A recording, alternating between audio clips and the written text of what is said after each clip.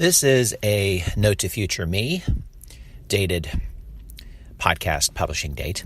Just recently was a guest on the BBB's Sparkcast podcast.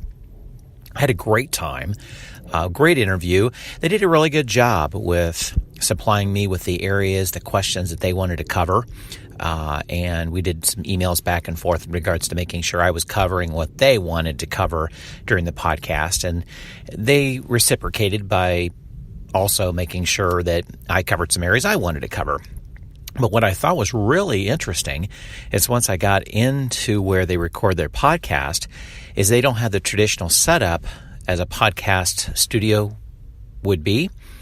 They have a couple of high chairs and sitting around kind of a TV production studio, and they hook you up with a wireless lavalier mic. So you're sitting like you would be recording a video. It's being recorded into their digital camera, but you don't have the mics in front of you. And I got to thinking after the recording session how nice that would be for those that have mic fright.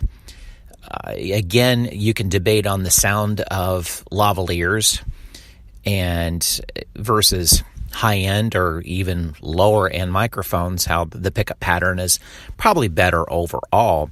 But it does get it done to what the BBB wants done with their podcast.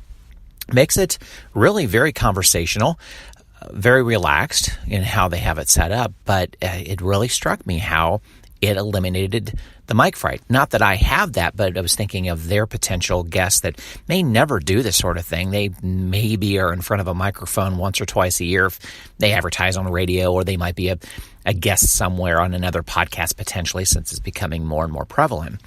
It's a good thought, though, in regards to taking a look at how you put your podcast together and the guests that you'll be talking to, especially if it's a lot of local guests, and to bridge that gap of that mic fright that does happen with most guest situations. I get that question asked of me a lot, how to get that mic fright gone, how to make your guests at ease.